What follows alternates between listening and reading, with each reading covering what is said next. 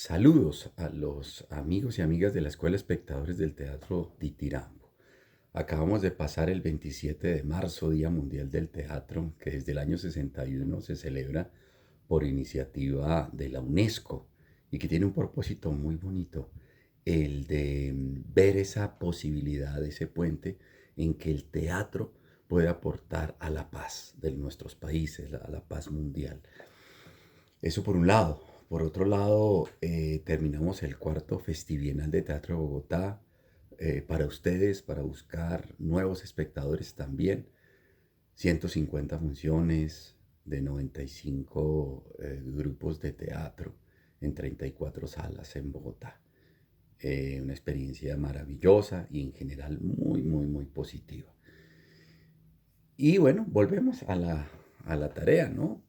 De compartir textos, de ensayar, de crear, de escribir, etcétera. Hoy vamos a hablar de una obra de un autor muy prolijo de España, el maestro Ramón del Valle Inclán, que nace por los 1866 y muere en 1936. Él nace en la provincia de Galicia, Villanueva de Arosa, se llama el pueblito. Bueno, de él, como es un autor tan rico, pues porque escribió novela, poesía, ensayo, por supuesto dramaturgia, muchísimos artículos en colaboración para revistas literarias. Fue actor, director, se casó con una actriz, estuvo en México en 2 ocasiones, por lo menos, muy importantes para él como periodista. Una vida muy rica, muy agitada y su sola biografía es tan extensa que a veces me parece que se quedan los análisis es en la generalidad y el teatro popular mestizo y analógico nos enseña un camino o trata de que se haga es descripción rigurosa de los hechos antes de darles calificativos. Entonces, empecemos, bueno, por mencionar algunas de las obras y sobre todo de los ciclos, ¿no? El primero, pues, es el ciclo modernista, que tiene como una primera etapa con una obra que se llama El Marqués de Bradomín y Yermo de Almas. En general, con este autor se habla más de un modernismo internacional que hace una confusión con el modernismo que se daba en América Latina simultáneamente y con lo que pasaba en Europa. Pero también a veces a él se le encuadra entre el modernismo español y la generación del 98. Bueno, siempre se trata de rotular como para organizar, pero definitivamente pues los hechos demuestran que fue un visionario, un visionario. Entonces, digamos como el momento modernista. En la segunda parte está el ciclo mítico, diríamos, que es hace parte de esta pieza que vamos a comentar, que son las comedias bárbaras, ¿sí? Esta es la que vamos a ver. Águila de Blasón, que es esta, Romance de Lobos, que el TPB la montó hace muchos años, y Cara de Plata, que incluso es uno de los personajes que aparece aquí. Esta Águila de Blasón es de 1907 y la última por allá del 20, el Cara de Plata. Eso sería como el ciclo de comedias bárbaras. A veces se incluye ahí otra obra que se montó en Colombia, Divinas Palabras, el libre, teatro libre. Bueno, luego está como un ciclo fársico, luego seguiría un ciclo esperpéntico y luego el ciclo final, pero es una división simplemente arbitraria. De la farsa, ahí es, digamos que se han juntado muchas comedias en el tablado de marionetas para la educación de los príncipes. y posteriormente el esperpéntico, ¿no? Esta forma en donde mm, se lo dice en una entrevista, se trataba de encontrarle a la tragedia su lado cómico, su lado humorístico, a lo trágico. Digamos que eso sería una característica del esperpento, ¿no? Aquí está este material. Luces de Bohemia es una de sus obras claves, que es escrita entre el 20 y el 24. Se habla de que, digamos, como el boom de Ramón del Valle Inclán es en esos años, los textos escritos después del 20. Y hacen parte estas, ¿no? Las galas del difunto, La hija del capitán, Los cuernos de Don Friolera, todo esto hace parte de Martes de Carnaval, ¿no? Aquí humaniza objetos, paraliza a los seres humanos, digamos, ¿no? O cosifica a las personas. Ese sería el esperpéntico y el ciclo final, ¿no? Donde está el material del retablo de la avaricia, la lujuria y de la muerte. Donde están los personajes más deshumanizados. Bueno, entonces vamos a hablar Águila de Blasón, este texto que hace parte del ciclo mítico, ¿sí? De las comedias bárbaras. Bueno, al leer este material, Águila de Blasón, acuérdense que blasón son como las insignias de los escudos, ¿no? El blasón, lo que tienen los militares en las condecoraciones, esos detalles, el blasón. Bueno, el águila como animal, ¿no? Como analogía que tiene un poder y una agresividad, ¿no? Y una imponencia. Tal vez con el hidalgo don Juan Manuel, que diría uno que es protagonista de la historia, pero habría que ir un poquito más al detalle. Esta pieza está escrita en jornadas, que es, digamos, como si fueran actos, ¿sí? Compuestos por escenas en su estructura formal, 5 o 6 escenas. En últimas, tiene unas características en su escritura eh, muy de avance, es decir, él conoció el cine y nota uno que en las descripciones de las acotaciones el material está cargado de una riqueza de descripción cinematográfica, por una parte. Por otra parte, bueno, Águila de Blasón, en toda la obra no se menciona sino al puro final la puerta de la casa, del caseronón donde vive el hidalgo don Juan Manuel, tiene esas inscripciones, digamos, heráldicas de las familias, de los hidalgos, ¿sí? Sus títulos y esas cosas, ¿no? De adornos. Hace relación a esa puerta de la familia. Mm, La obra tiene, así mal contados, 61 personajes, pero el desarrollo fuerte se da con lo que pasa con don Juan Manuel, que es el dueño de casa, un patriarcado fuertísimo, que ya está viviendo con su amante, ¿sí? Con Sabelita o Isabel, eh, y la esposa, doña María, ha sido desplazada, ya no vive con él.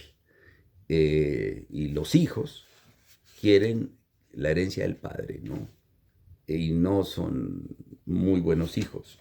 Entre los hijos contamos a don Miguel, que es cara de plata, Rosendo, Mauro, Gonzalito, Ferruquito y Pedrito. Esos son los hijos. Y el drama pues arranca con, ya dijimos que estrenada en 1907, ¿no? Y lo que la gente es capaz de hacer por una herencia. Y el blasón, ¿no? Lo que son los escudos de armas y los detalles de esos escudos.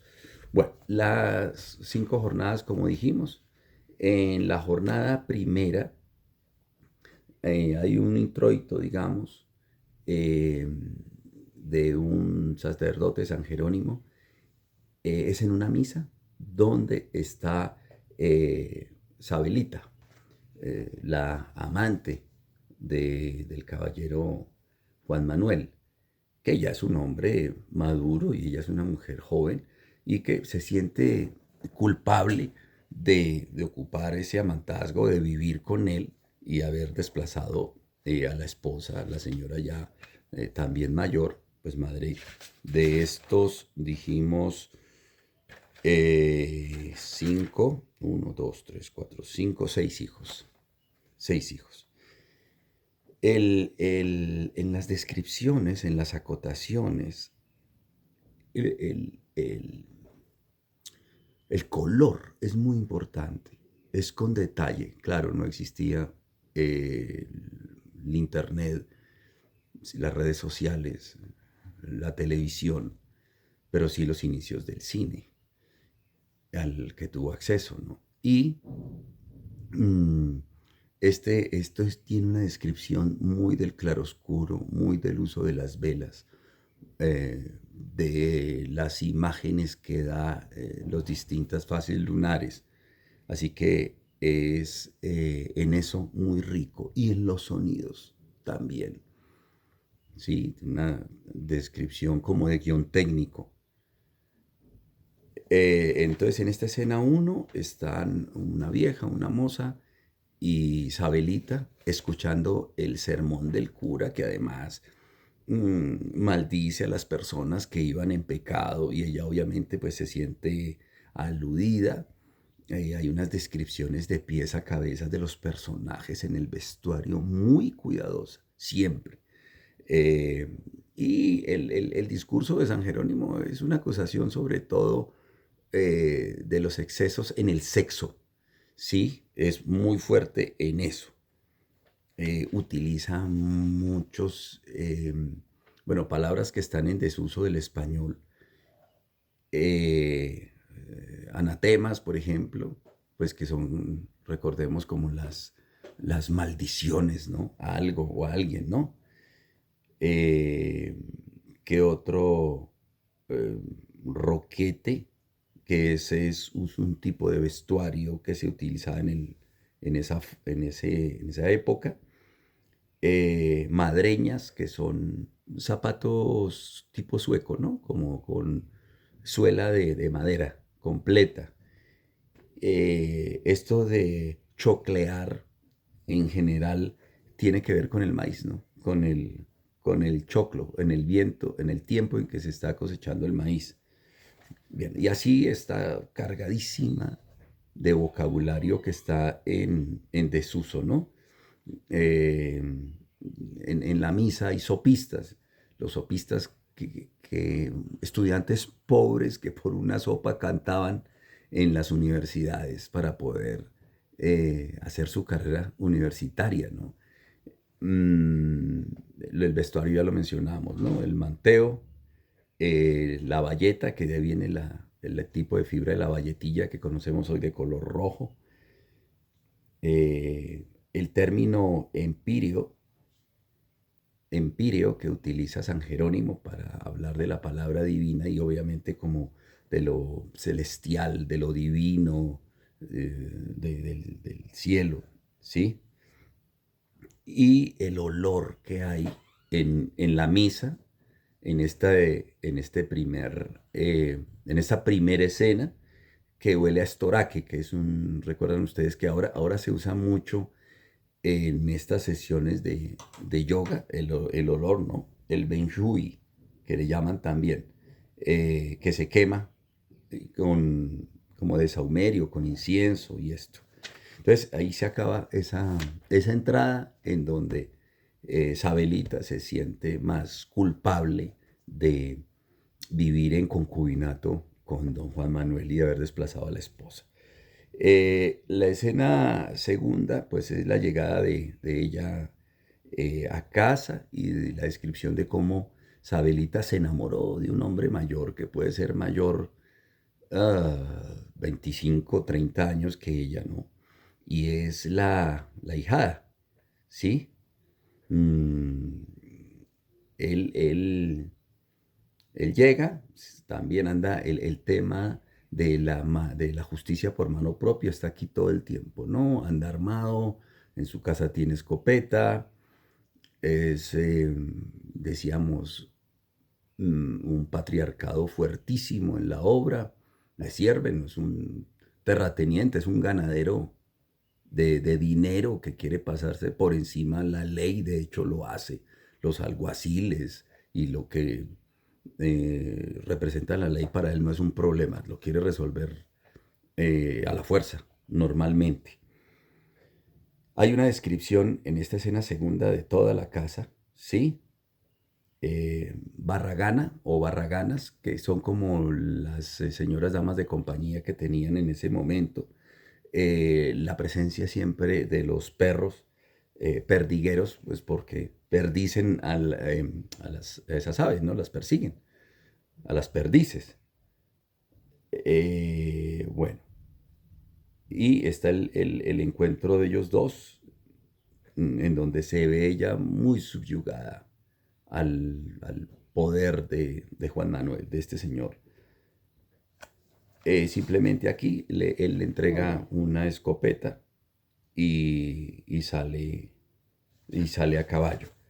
Eh, Hay en esta forma de escritura algo también, y es que en vez de decir el nombre del personaje, dice el caballero, ¿sí? Y entonces en eso hay que tener cuidado, porque si aparece una criada, dice criada, pero en realidad es el nombre de La Roja, una vieja criada que anda por los 90 y pico de años en la casa. Entonces utiliza dos y hasta tres nombres para designar a un mismo personaje. Bien, en la escena tercera aparece un personaje que ahí hay muchas analogías, ¿no? Por llamarlo de alguna manera, o concomitancias con el rey Lear, ¿no? En el final de la historia aparece Lear y es un bufón, es el bufón y cumple la misma función que el Lear, ¿no? Como un poco la conciencia, hacer más livianos las situaciones tensas y es un filósofo de la vida. Aquí en esta obra, entonces está como Don Galán, ¿sí? Decíamos.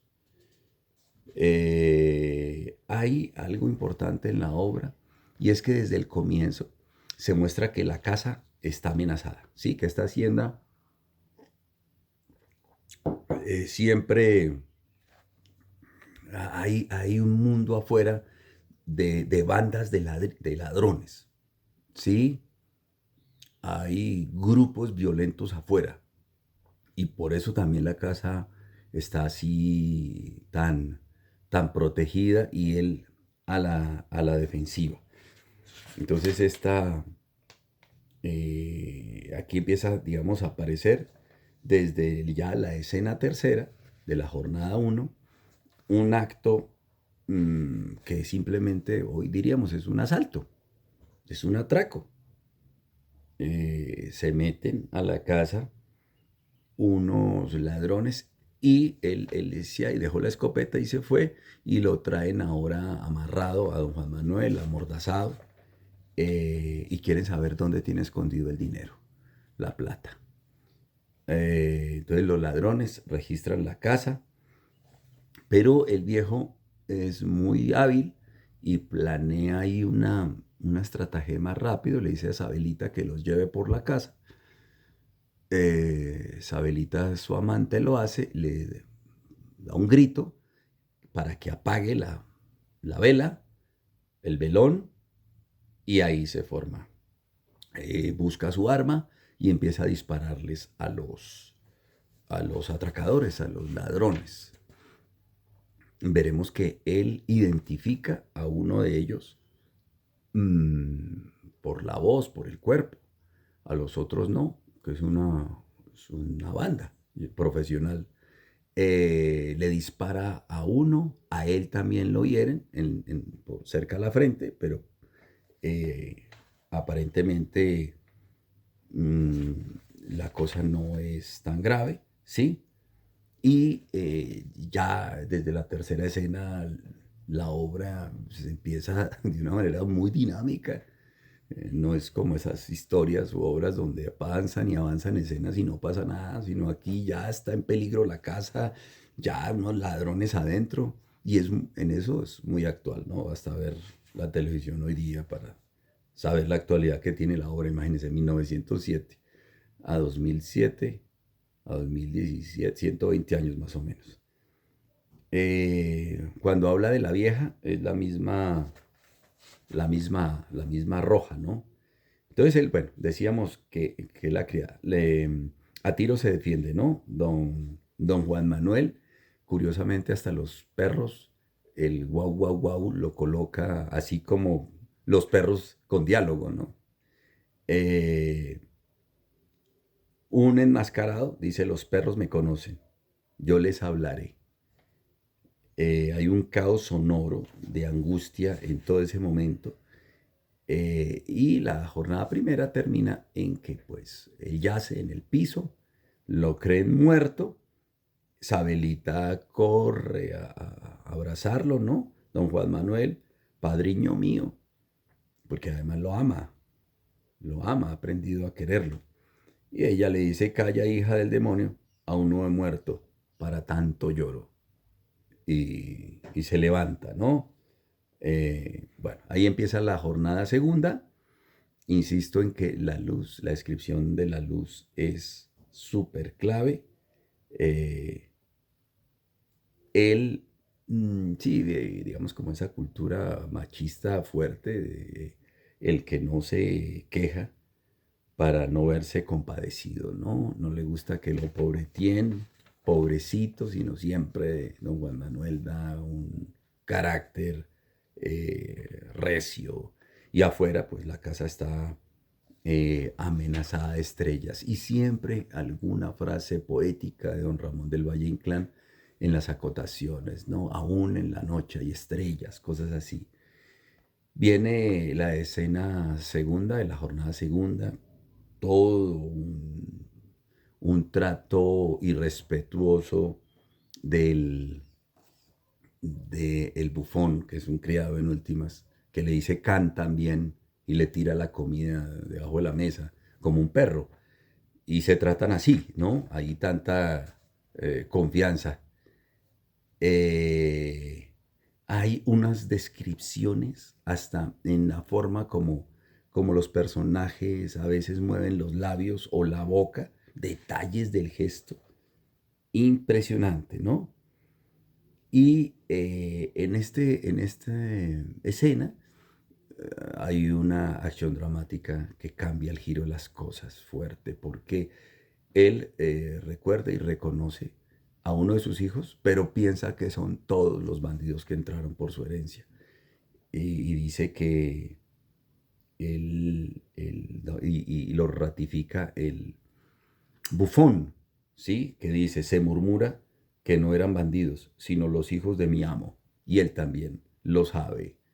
Y de ahí hasta el final no tenemos ningún encuentro que a veces le puede hacer a uno falta, ¿no? Entre los hijos o uno de los hijos y el caballero. Bien, avanzamos en la escena tercera. En esto hay algo impresionante que son los cambios de espacio, ¿no? Él escribe desde el mundo de la vida, un mundo muy, muy, muy cinematográfico, eh, no para la sala de teatro, cosa que en mi humilde opinión es maravilloso, no escribir para la sala de teatro, sino desde el mundo de la vida. Viene la llegada del molinero, después su esposa tendrá incidencia más adelante, que es un hombre que lo quiere muchísimo, un puro siervo, porque además el hidalgo don Juan Manuel no le cobra arriendo por el lugar, entonces está muy a gusto allí, viene a preguntar por la salud de él, ¿no? Él no tiene muchos momentos de dulzura y de ternura, la verdad. Un poco para su esposa más adelante, doña María, y para la misma Isabela o Sabelita. Él ya le ha echado el ojo, por decirlo así, de forma sí, cotidiana, a la esposa del molinero, más adelante. Y aquí le pide que, ¿por qué no lo visitó, no? Que la traiga. Y que ella le ha mandado miel de regalo. Bueno, avanzamos aquí. Él le asegura a la roja o a la vieja criada que ha conocido a uno que venía enmascarado, o sea, a uno de sus hijos. ¿Sí? La roja también, por la confianza que tiene tantos años ahí, le hace ver que es un hombre en un sentido de hoy día maltratador, ¿no? Que humilla a las mujeres que ha tenido de compañeras, a Isabelita hoy y a la esposa antes. Bueno, sigue la escena cuarta de esta segunda jornada. Don Pedrito es el hijo mayor y es el más bandido de los hermanos. De hecho, es quien organiza ese asalto frustrado y va al molino. El molinero no está, pero está la esposa embarazada. Y les dice que de ahora en adelante tiene que pagar renta, tiene que pagar arriendo por el sitio y aprovecha que está sola la mujer y aún estando embarazada la viola. Mm, se, eh, bueno, se oye todo el alboroto, imagínense ustedes esa situación. Aquí la amenaza, ¿sí? Es preciso que me paguéis a mí la renta que mi padre no cobra. Y si no podéis pagarla, que dejéis el molino a costa de lo que sea. Este es un personaje como los otros hijos que no tienen desarrollo en la historia, ni al final aparecen, salvo un par de escenas más adelante, tramando cosas simplemente, pero hay una descripción de, eh, de cómo gozarla en esa época, ¿no? La ata a un palo de parra en jirones y aprovecha la situación. Escena quinta. Está Liberata, que es la esposa del molinero, la mujer violada, con una curandera, y las maldiciones que ella le hace a su agresor. ¿Sí? La curandera hace aquí una referencia a curar las heridas con el lamido de los perros, ¿no? Y hoy día sabemos que la saliva de los perros más bien infectan las heridas, ¿no? Son formas de pensar de las distintas épocas. Eh, la obra, en esta escena quinta, está cargada de profesiones de fe, ¿no? Profesiones de fe, o sea, verdades y conceptos de los personajes sobre algo, lo que el personaje piensa de la noche, del día, o epifanías, ¿no? La epifanía entendida como una revelación de lo trascendente, ¿sí? En eso, en esas creencias populares, en ciertos poderes de las plantas, en brujería. Bueno, avanzamos, escena sexta, que es lo que estaba mencionando. De ahí saltamos a un barco en alta mar. ¿Sí? Los marineros, el patrón, eh, el, el- el- el galeón y eh, en donde está en este barco doña María, la esposa del hidalgo, ¿no? pensando que él está muy gravemente herido, pues está volviendo a casa. Y viene siempre, tiene un consejero, ¿no? Que es el capellán, como un psicólogo de cabecera y con el que ora y todo, la señora. Escena séptima, ya en la sala de la casa, le ha mandado a don Galán, al bufón, a traer noticias, ¿no? De qué se está diciendo sobre el robo, el hurto, qué dice la gente, qué información trae. Y acordémonos que él le había disparado a uno de los ladrones y hay uno de una banda que tiene el pie, anda cojo, entonces debe ser ese. Y porque lo curó Andrea la cirujana, una señora, a ese bandido, ¿no? Eh, luego de esto viene la llegada en esa escena de Doña María, de la esposa, para sorpresa de él. Eh, Ella es muy devota, muy católica, muy creyente, y ahí notamos el pensamiento también ateo que tiene el caballero, el hidalgo Juan Manuel, ¿no? Ah, y ya empieza la jornada tercera. Eh, Pasamos, digamos, rápido porque cada parlamento está cargado de estructuras poéticas, analógicas. Bien, en la jornada tercera, de nuevo, comentarios de criados en la cocina. Unos detestan al Señor y otros lo siguen. Acordémonos que esta es una época de el carlismo contra el pensamiento liberal, ¿no? El carlismo, la ideología esta, hablaba de, digamos, la monarquía, ¿sí? Dios, patria y el rey, mientras, y todo lo monárquico lo defendían, mientras que los pensamientos liberales querían que hubiese parlamento. Y obviamente es una diferencia ideológica grandísima. Bueno, en la escena segunda llegan el alguacil y el escribano. mmm, y es en general aquí hay un enfrentamiento fuertísimo porque él dice que la ley no le importa y que lo amonesten. Vienen a tomarle una declaración para saber si él sabe quién lo atacó en su propia casa. Y lo que hace aquí es echar a los, al escribano y le suelta a los perros, ¿no?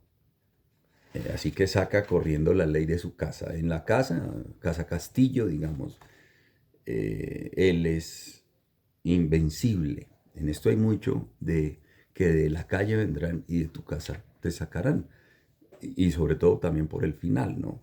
Le pasa a doña María, la esposa, con la hijada, que la recoge como una niña pobre y humilde, pero se hace amante del esposo.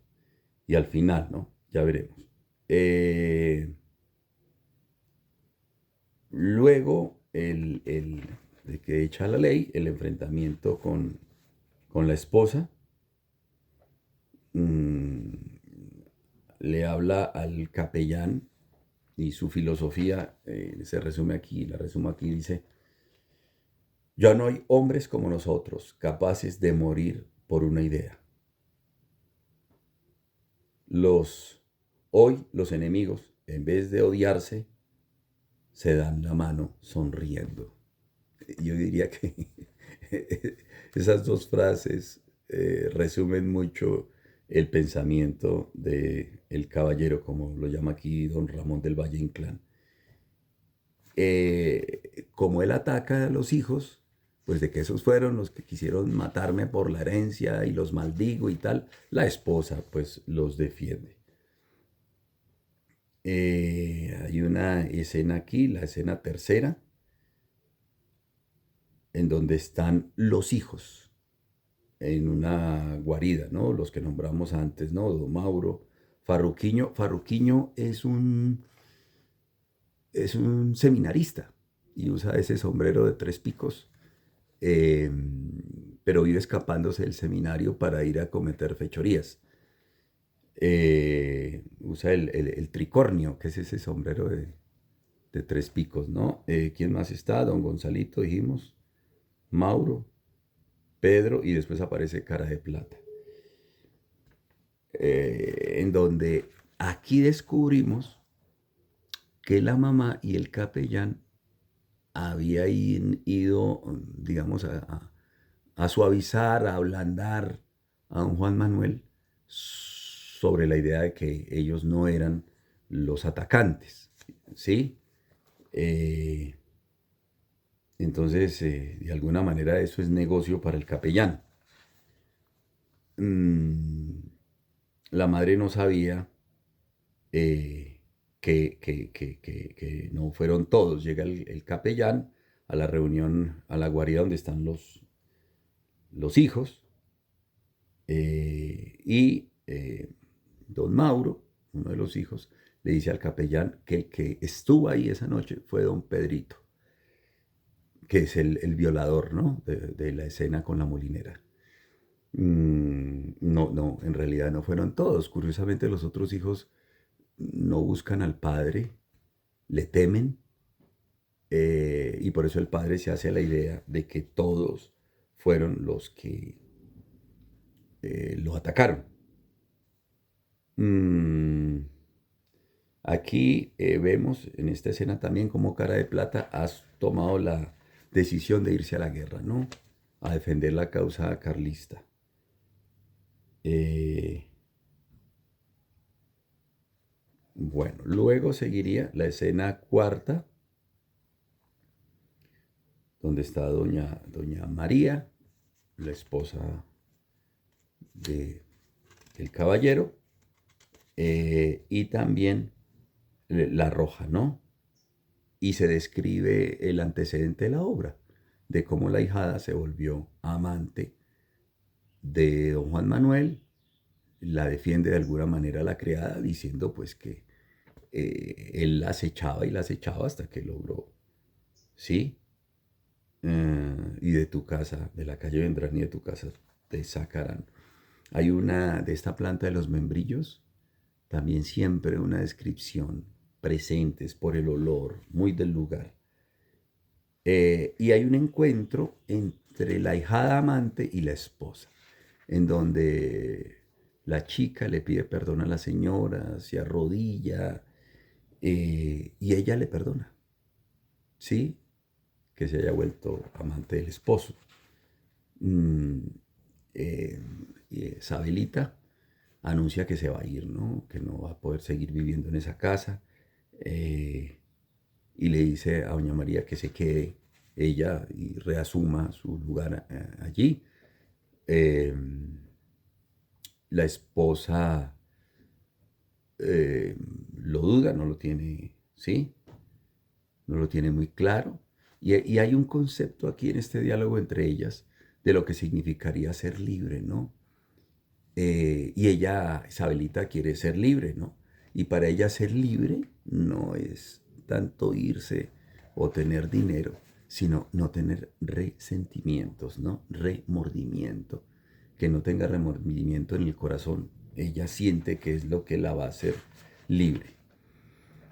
La escena quinta, eh, en la escena quinta va deambulando por las calles Isabel, que ha dicho que se iba de esa casa, y se encuentra con los hijos de,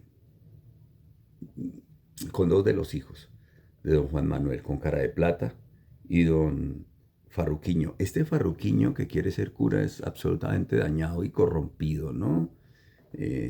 Mujeriego, ¿sí? También como el papá. Y de alguna manera Cara de Plata la defiende, ¿sí? eh, a, a Sabelita, que Farruquiño quiere también poseer, pero no se da bien cuenta en esta escena si era ella o no. Le pregunta al hermano, esa no era Sabelita, y el otro le dice, no, no, porque es de noche en la escena, ¿no? Hay algo que queda en un parlamento que pareciera que Cara de Plata, uno de los hijos de don Juan Manuel, Isabelita tuvieron algo en el pasado antes de que el papá la tuviera de mujer. Ahora, a pesar de tantas cosas, no he olvidado aquel tiempo, le dice Cara de Plata a Isabelita. Eh, y no te culpo porque conozco al diablo. En esos términos habla del papá, ¿sí? Eh, y el farruquiño al hermano le dice, ay, no se las dé mucho de ser un caballero andante, de ser noble y bueno. Vamos a la escena sexta, sigue, digamos, huyendo por las calles de ciertas Sabelita, que se va a convertir en otra analogía de Lear, de Ofelia y el río, ¿no? Buscando el suicidio. Ella va por las calles y se encuentra con una familia que tiene una mujer embarazada que al parecer tiene mal de ojo y le piden que ayuden el bautizo para que se rompa un hechizo. Es como una escena de transición y ella les ayuda. Ya vamos en la jornada cuarta entonces. Encuentro de nuevo aquí en casa. Cada vez está más desanimado don Juan Manuel, como si se hubiese envejecido 10 años. Y llega el molinero con la esposa a entregarle la llave del molino. Él no le recibe la llave, más bien le presta la escopeta, porque le cuentan que lo que hizo don Pedrito, el hijo, y le da la escopeta al molinero, lo manda para allá, le dice que las mujeres es mejor que estén en casa, si va a haber tiros allá en el molino, que mate al hijo, y por eso le carga la escopeta, que él mismo, además, con la pólvora, la deja lista para disparar. Y despide al molinero y se queda con Liberata, la morinera, ¿no? Eh, y ellos no hacen más que obedecerle. Hay una escena segunda, es una despedida muy tierna entre una madre y un hijo, ¿no? Doña María y Cara de Plata, que se va para la guerra. Y le dice a la mamá, no fuimos todos, solo fue, mi hermano nos convidó a que lo hiciéramos todos, pero él se unió con una banda de ladrones y prefiero irme, ¿sí? Aquí en esta historia los caballos están todo el rato presentes, son muy importantes eh, para una puesta en escena con la dificultad que esto tiene, ¿no? Se han puesto caballos en muchas obras de teatro, pero hacerlo tiene unas implicaciones fuertes de producción, etcétera.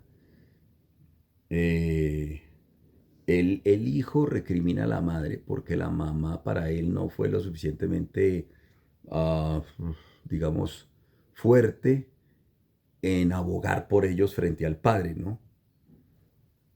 La banda, la gavilla, es de Juan Quinto, ¿sí? Como hay nombres de las bandas hoy día, ahí se llama esos atracadores la gavilla de Juan Quinto. Vamos, escena tercera, Ofelia en el río, ¿no? Buscando el suicidio. Esta es una escena fantástica porque la escena es de Doña María, la esposa de don Juan Manuel, con el niño Jesús. Muy metafísica, digámoslo así, ¿no? Buscándola a Sabelita por las riberas del río. Hay visiones, milagros, es una escena que rompe, digamos, como la narrativa dramática en que venía. Eh, Luego, la escena cuarta, de nuevo, ya digamos como en casa, eh, ya Liberata es la nueva mujer, digámoslo así. Eh, don Juan Manuel le dice a su criado bufón, don Galán, que la llame para que le caliente los pies y duerma con ella, ¿no? Recordemos que ella está embarazada. Y bueno, y ella, cuando lo encuentra en cama, él se ha quedado dormido y ella duerme como un perrito faldero ahí, ¿no? A los pies de él. Siempre el bufón también está, ¿no? Durmiendo por ahí debajo de una mesa, al pie de una silla, es como un tapete. Ahí hay un momento en el que un par de veces quiere aprovechar la situación de Fortunata, el bufón, para tocarla, para manosearla, pero ella no se deja, ¿no? Escena quinta, esta es una escena en donde está don Farruquiño, que es el que quiere ser cura, y la amante de cara de plata, ¿sí? Que es la pichona. Trata de tener sexo con ella, pero ella lo para hasta que llega el hermano, ¿sí? O sea, no tiene, sabe que es la amiga, sí, sí, decimos amiga porque por parte de cara de plata y la pichona no hay una relación de amor. Las mujeres aquí son muy objetos en esta historia. Pero ella, la pichona, está enamorada. Más bien que son las mujeres las que se enamoran de los hombres. Y los hombres muy indiferentes y maltratadores. Aparece cara de plata. Y ahí vemos pues que ella está muy enamorada de él. El, el, el farruquiño le propone al hermano un negocio y es vender un, un esqueleto a la Facultad de Medicina. De hecho, el anterior lo había vendido, entonces profanar tumbas. Y por lo que pagan, Cara de Plata dice que no lo haría por la plata, sino por ayudarlo para que consiga eso y pueda venderlo. Entonces los dos le han dicho a la pichona que tenga una olla grande con agua lista, pero ella no sabe para qué y nosotros como lectores tampoco, hasta que nos enteramos que vuelven con el cadáver a, a quitarle la piel y la forma como se, digamos, tratan estas escenas, violando tumbas y sin ningún, hasta se encuentran una tía que murió hace poco y la tratan como basura los cuerpos, ¿no? Todo por dinero, ¿no? Por esa osamenta. Y vuelven a la casa con el cadáver eh, y ya la pichona tiene pues el agua hirviendo. Mientras tanto, los dos amantes, pichona y cara de plata, tienen sexo. El hermano mira y le dice que si la deja también estar con ella y él no lo permite. El cuerpo han traído el cuerpo de una muerta que dice él que es una bruja porque la piel no se desprende, ¿sí? Eh, y luego van otra vez al cementerio a tirar por encima de la barda el cuerpo que se habían robado hacía un rato. Todo eso en una noche. Hay una despedida de Cara de Plata que dijimos que se iba para la guerra. Ella se queda enamoradísima de él y el frío, seco, se va. La escena octava, la molinera, eh, con Don Galán y el caballero, en donde él habla de que no ha podido olvidar a su esposa, ¿sí? Frente a la, entre comillas, nueva señora y también, más concretamente, a Isabelita es. Bueno, porque la piensa, pero ella obviamente no quiere volver y la dejamos simultáneamente en el río, ¿no? La simultaneidad, perfectamente Valle Inclán la trabaja todo el tiempo. qué está pasando aquí en esta noche, en el río, mientras que está pasando en el cementerio, mientras que está pasando en la casa a la misma hora. Se empieza a ver arrepentido por el trato que hizo a su amante ahijada Sabelita, que dice que ahora reza por ella, después de que habíamos visto que era bastante ateo. Eh, los comentarios entre los criados, ¿sí? Dicen que la vieron muerta, traen la noticia a la cocina, a la casa, que dónde está la criatura, pregunta. Y ya llegamos a la jornada quinta, la última, eh, en la escena uno de esta última jornada, una criada con la nueva, con Liberata, la molinera, en casa, sí, que obviamente ama a su esposa y que directamente el hidalgo, comillas, caballero, don Juan Manuel, cada vez que puede lo llama el cabrón de su esposa, sí, siempre el cabrón, pero ella lo ama, ¿no? Quiere pues a su esposo. Es algo también, ¿no? Hay ahí como en el texto, un eh, tratamiento feudal, algo que nos recuerda muchísimo esas relaciones del medioevo, de esos terratenientes con sus esclavos de alguna manera, quienes habitaban sus tierras, ¿no? Eh, Luego de esta, en la escena segunda, mm, están hablando de Isabel, eh, las mujeres que están cerca al río, ¿sí? Que la vieron andar, cómo la vieron recorrer, porque varios tienen información de eso. Escena tercera, de nuevo, Sabelita está sentada a la sombra en unas piedras eh, en cerca al río, ¿no? Aún no, pero está mal, enferma. Y habla aquí con Don Galán, o Don Galán, recordemos que es el mismo Bufón. Eh, entonces ella le dice que no le diga a Juan Manuel dónde se encuentra, ¿no? Que está escondida, que no quiere verlo. Que él le dice, él la pregunta, está sufriendo, está muy triste, todo esto.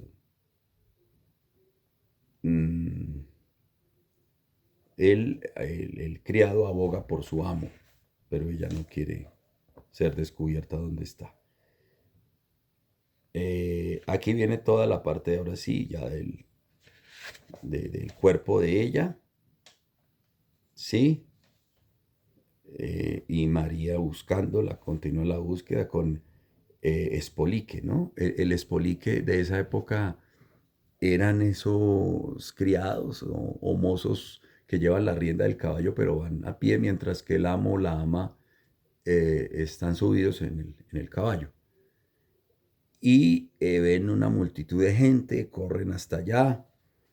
Lo cierto es que ahí hay mucha duda si está muerta o no.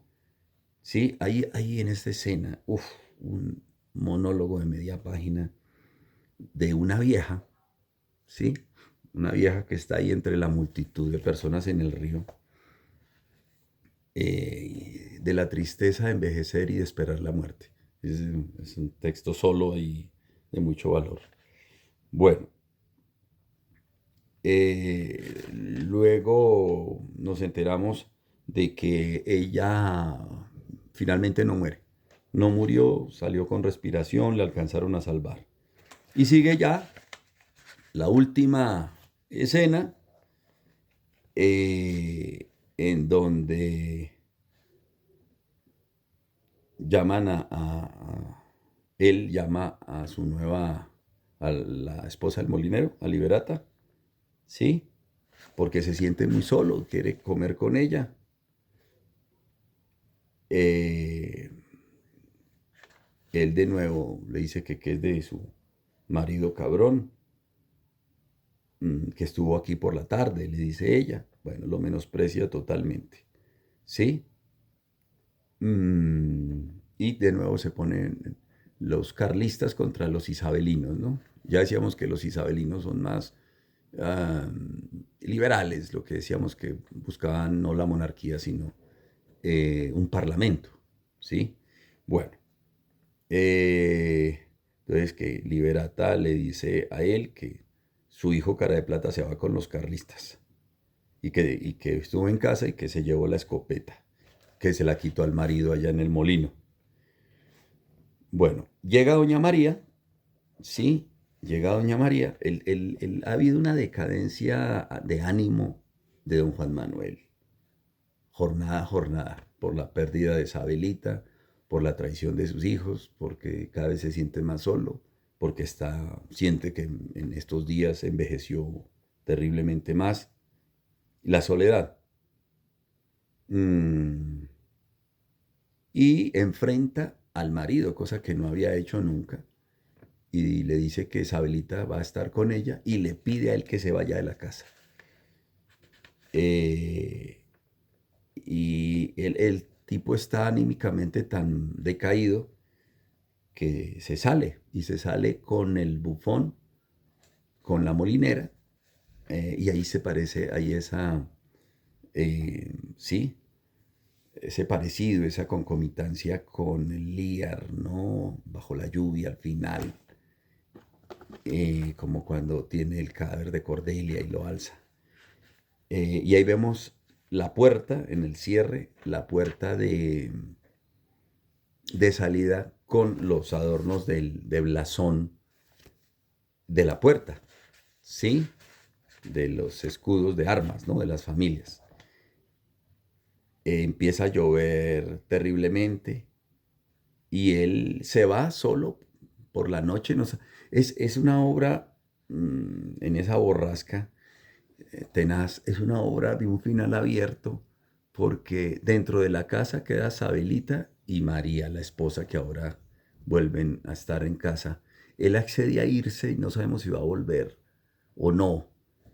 Eh, y los criados, contrario a lo que la película que hicieron los españoles de Radio Televisión Española de esta obra que le recortaron hartísimo, en la película salen la molinera Fortunata y don Galán, el bufón detrás de don Juan Manuel. En la obra de teatro, al final, lo que acota Ramón del Valle Inclán es el bufón y la manceba le pierden en la oscuridad de la noche y dejan de oír sus voces. Y en la película salen detrás de él, ¿no? Entonces me parecería que todos quedan dispersos, no se sabe qué pasó con los hijos no pagaron la culpa, digo, don Pedrito, de la violación y el atraco, todo queda abierto. Bueno, es lo que vemos en esta historia de un autor, pues, de una riqueza impresionante, ¿no? Eh, Luces de Bohemia, diríamos, de este autor, también describe como en el Ulises de Joyce Irlanda, Dublín, en un día. Hay muchas analogías, pero no se conocían, no habían leído las obras por la distancia en años. Eh, ¿Qué vemos en este autor también de riqueza extraordinaria? Eh, la, la idea de crear un lenguaje propio. O sea, coger el español, a veces mezclar, por ejemplo, Tirano Banderas, ¿no? Mezclar el de ejes mexicanos, argentinos, porque él estuvo en Latinoamérica, en Bolivia, con la esposa de giras, ¿sí? Haciendo funciones en el Río de la Plata y todo eso. Y y utilizar como los dejes mexicanos, argentinos y españoles y construir también un nuevo idioma, digámoslo así, ¿no? Digamos que ese valor tiene. Eh, tanto a llegar a hacer la manipulación del lenguaje, sí, pero en, en creatividad, en manejo extraordinario. Bueno, es compartir este material durante esta hora. Es un autor que hay que seguir explorando, seguir leyendo, muy actual, muy rico en sus formas. Podría decir uno que le faltó desarrollo argumental a la historia con los otros personajes. Sí, desde un punto de vista que uno quiera algo más aristotélico, pero la obra es muy rica, muy exigente si se quiere poner en escena por producción. El nivel poético de las acotaciones valiosísimo, valiosísimo. Eh, la descripción que mencioné al comienzo, muy cinematográfica para su época, valiosísima. Y bueno, así eh, dejamos por hoy este compartir de una obra del maestro Ramón del Valle Inclán. Un cordial saludo a la Escuela de Espectadores de Itirambo y seguiremos compartiendo materiales y textos. Que estés muy bien. Gracias.